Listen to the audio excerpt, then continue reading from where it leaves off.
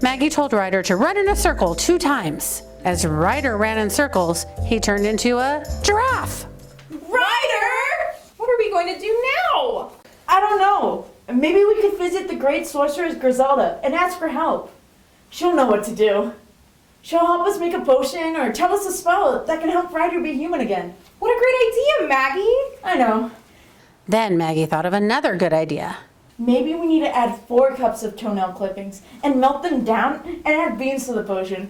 We can give the potion to Ryder and he might turn back into himself.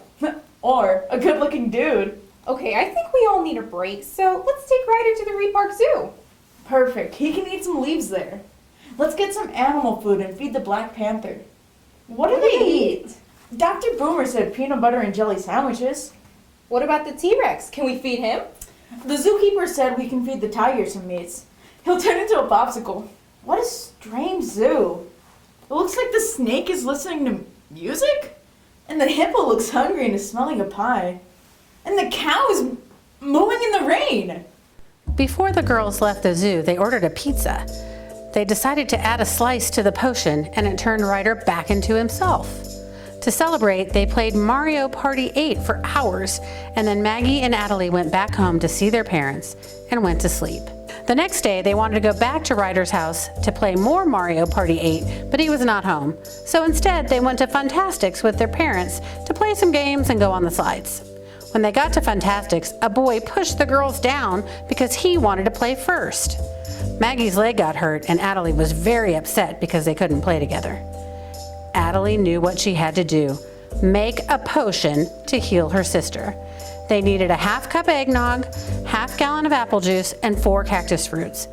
She mixed it up and poured it all over her sister's hurt leg. It worked! Woohoo! My leg's fixed! Then the girls went home, and their mom called the mother of the little boy who pushed Maggie. He got in big trouble and was not allowed to go back to Funtastics. I'm sorry that boy pushed you. Let's play hide and seek. Okay, let's go outside and play. Be careful out there, girls. No getting into trouble. We won't. When they were playing, Adelie got lost in the bushes outside of their house and called out for Maggie. After 10 minutes, they finally found each other. However, they both were lost now. They started on their way back trying to find their house, but instead found the nearby train station. Maybe if we go in, someone will know where we are and how to get back. To get into the station, they needed to show a ticket. So instead, they found a hole in the fence and snuck in. Wow, there's so many trains. I know, right? I wonder what it's like riding a train. I bet it's fun. Do you want to try to ride one? I don't know. We might get even more lost. Come on, it'll be fun. Don't be such a stick in the mud. Okay, fine. But just one ride. They waited for a train to come for what seemed like an eternity. They finally saw a bunch of people boarding one and snuck on.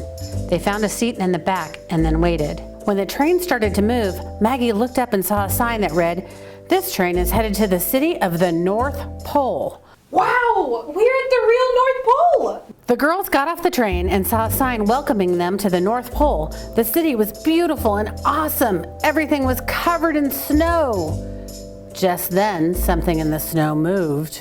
Ah! It's a polar bear! The polar bear walked closer to them, reached out his paws, stretched his sharp claws, and gave the girls a big hug.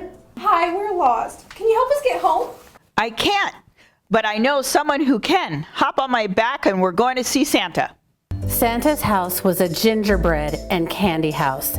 Yum! Santa said he could take the girls on his sleigh. Oh, ho, ho, ho! Here we go! The sleigh took off through the sky and Maggie felt something cold. It's snowing! Maggie and Adelie snuggled closer together under a blanket that Santa had given them to stay warm. Adelie asked Santa if he knew where they lived. Of course Santa knew, but he wanted to show Adelie and Maggie a surprise first. Would you like to see my workshop? Oh, yeah!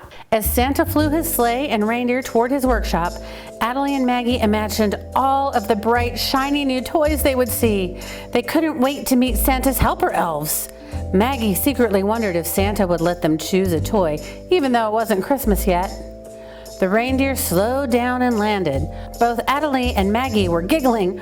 Waiting for Santa to help them off his sleigh, he helped them down and opened the gigantic red doors of his workshop.